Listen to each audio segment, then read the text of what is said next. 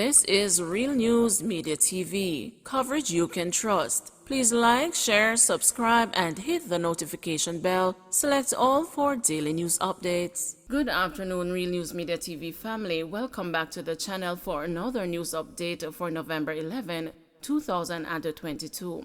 And in the news this afternoon, promoter among two killed at party in Westmoreland.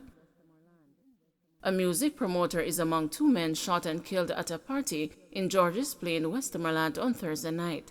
He has been identified as 48-year-old Owen King, otherwise called the Peter King of Dance Top in Georges Plain. The other victim has only been identified as Chambers and Goodness.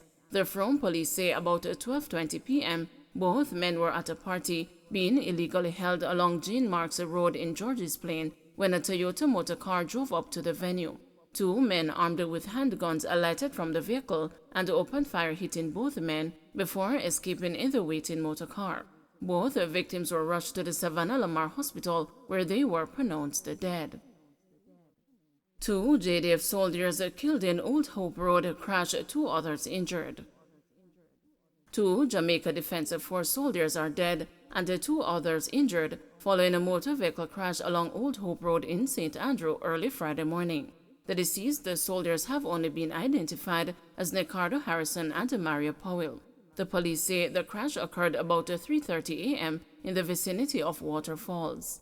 Their reports further state that Harrison was driving a blue Toyota Yaris motor car with three passengers aboard when he failed to negotiate a corner, causing the vehicle to veer into a wall at the side of the roadway.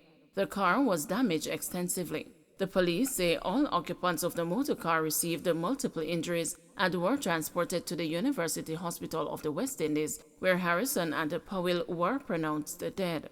The others were admitted, one of them in critical condition. The latest deaths bring total road fatalities since January 1 to 399. One dead, two injured in gun attack at a party in St. Catherine. The St. Catherine North Police are now probing a shooting incident on Mansfield Avenue in Homestead, St. Catherine on Thursday night, in which a man was shot and killed and two persons injured. 33-year-old Damian Marlin of a Mansfield Avenue address and the two injured persons were reportedly among patrons at a party about 10 p.m. when gunmen drove up and fired several shots into the crowd. Marlin was shot and was pronounced dead at hospital, while another man and a woman were admitted in serious conditions. A woman who was attending the party told the news there was a pandemonium as the patrons scurried to get to safety after the gunmen attacked. Shortage of specialist nursing educators hits Jamaica. Former head of the UWI School of Nursing, Dr. Steve Weaver, says there is a shortage of specialist nursing educators in Jamaica. He noted that the areas of critical care and operating theater are affected, as nurses must first be competent in the specialties and before they can receive training as nurse educators. Weaver reasoned that if Jamaica wants more educators to be able to train sufficient nurses to meet the country's perceived shortage, the government needs to be a little bit more visionary in some of the policies it puts in place.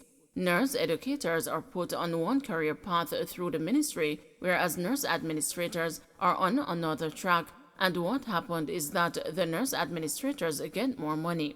As a result, more people come into nurse administration than nurse education, he told a news editors forum on the expert potential of allied health workers on Wednesday.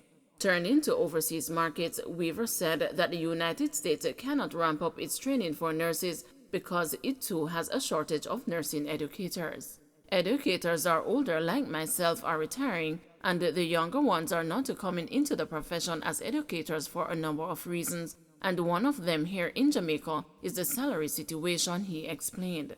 Weaver told the news that research projections have indicated that by 2025, the Caribbean will have to quadruple the output of nurses just to meet the recommended standard ratio of nurse to patient.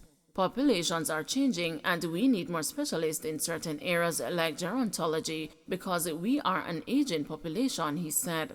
He argued that if Jamaica is to ramp up nursing training, changes will have to be made at the Nursing Council of Jamaica. The council has a ratio of teacher to student set out in its standards and also caps student intake at institutions like USON at 150. That maximum number is determined based on the facility, teaching staff, and the library space, among other factors. If we cross the 150, we are going to have to get more educators, said Weaver. Augustown men freed of New Year's Day murder. 2 men from Augustown in St. Andrew were on Thursday freed of murder charges in the Home Circuit Court after being found not guilty by the presiding judge.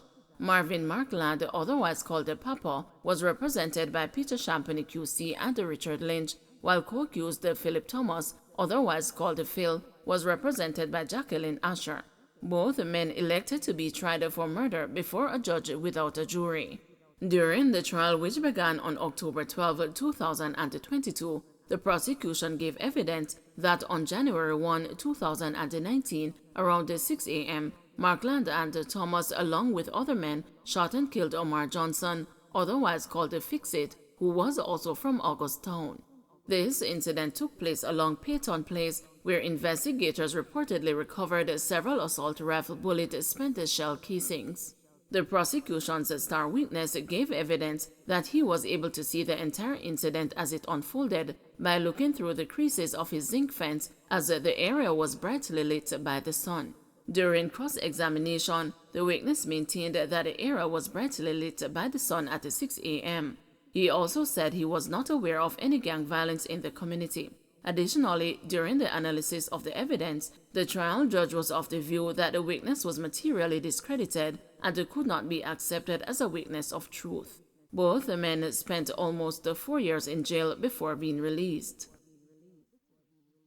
7 JDF Credit Union workers to return to court in January on fraud charges.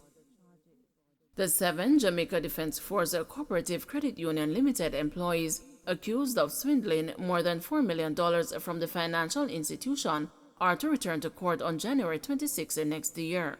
Romaria Johnson, Hugh James, Ravon Thomas Matthews, Rondre Getfield, Alicia Beckford, Tabina Layton, and Tiana Tapper on Thursday had their bail extended when they appeared in the Kingston and the St. Andrew Parish Court.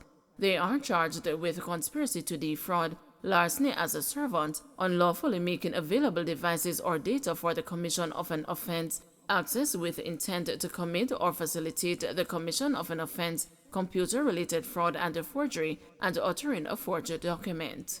The matter was adjourned Thursday for the prosecution to further assess the case file.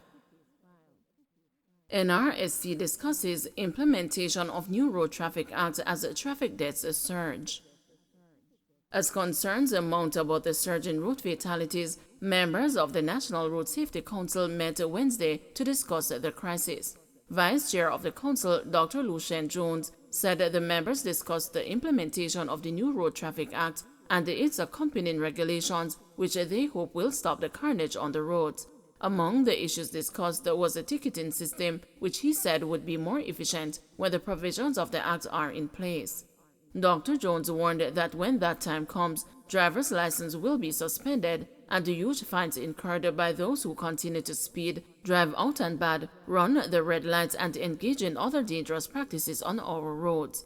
The NRSC Vice Chairman said Jamaicans can expect a major deployment of police personnel on the roads for the festive season. Among the issues discussed were the rollout of the provisions of the new Road Traffic Act, the improvements to the ticketing system, the sad reality of 387 precious lives killed on our roads, and short-term measures to mitigate the soaring number of people dying. The strong message coming out of the meeting is that soon and very soon, when the provisions of the new act are rolled out and we have a more efficient ticketing system, unless people begin to change their behavior on our roads, driver's license will be suspended and huge fines incurred by those who continue to speed, drive out and bad, run the red light, and engage in other dangerous practices on our roads.